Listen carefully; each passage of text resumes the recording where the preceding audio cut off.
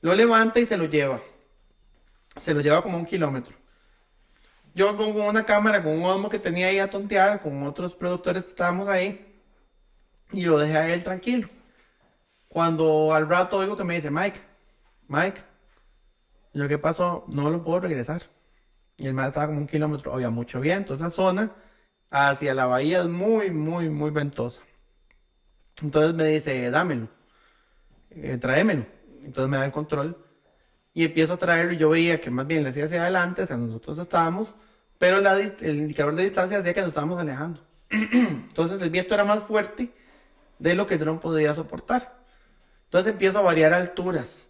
Entonces un poco más abajo me lo empiezo a traer y veo que sí empieza a venirse. Wow, qué Tenía interesante. señal. A Mike, veces subís o bajas. jamás se me hubiera ocurrido bajar el Bajas dron. para poder cambiar salirte del camino ese de viento que había. Me lo traigo y llego a 400 metros, empiezo a tirarme por la izquierda, o sea, cambiando de trayectoria para traérmelo no directamente, sino como por allá.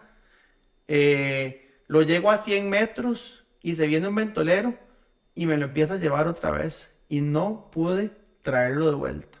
O sea, yo le hacía de todas formas, subía, bajaba y todo, y la batería ya iba por 50%, 35, 45, 40. El dron llegó a alejarse a 1,5 kilómetros.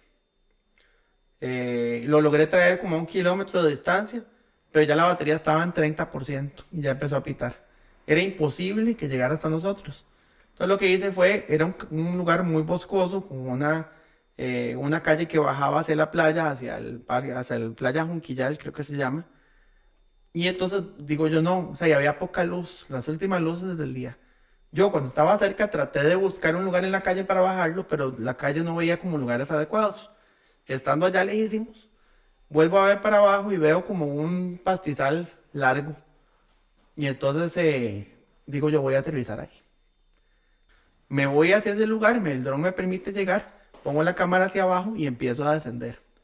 Cuando yo estaba, qué sé yo, puede ser a unos 4 metros de tocar el suelo, la señal de la pantalla hace pum y se me va la imagen.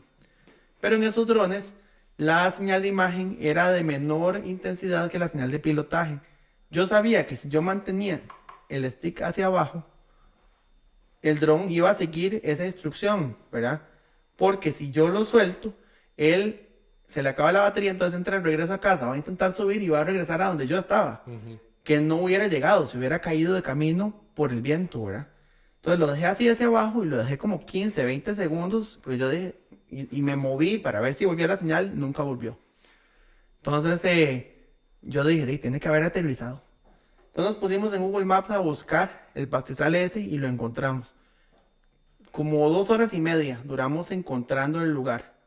Le tuvimos que pagar mordida al guarda de la finca para poder entrar a pie a buscarlo con focos y los focos de los celulares. A los 250 metros dentro de la propiedad se ve algo blanco en el suelo, aterrizado perfectamente Oh, y apagado. Se había apagado, o sea, la batería llegó a un punto, él aterrizó, tranquilito, se quedó ahí y se apagó.